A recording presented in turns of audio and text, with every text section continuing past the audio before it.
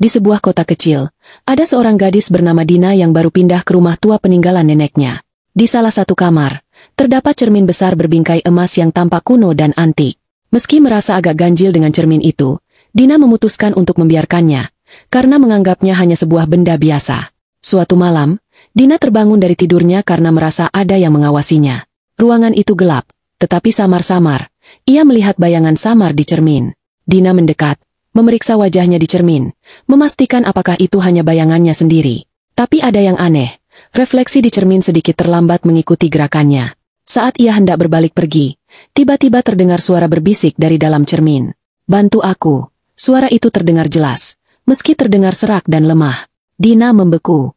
Jantungnya berdegup kencang. Ia mendekat lagi ke cermin. Kali ini lebih waspada. Tiba-tiba, refleksi wajahnya berubah. Bukan lagi wajahnya, melainkan wajah seorang wanita dengan mata hampa dan wajah pucat.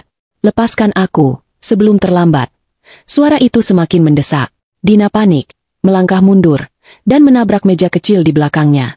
Cermin itu bergoyang dan suara retakan terdengar keras. Retakan kecil muncul di permukaan cermin, dan dari retakan itu, muncul darah segar yang mengalir turun. Dina menjerit dan berlari keluar kamar. Saat ia mencoba keluar rumah, pintu tiba-tiba terkunci dengan sendirinya. Suara bisikan semakin keras. Kali ini dari segala penjuru. "Kau tak bisa lari."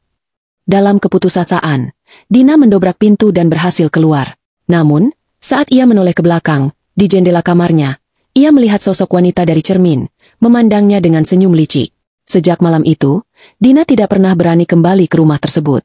Cermin itu tetap ada di sana, menunggu korban berikutnya.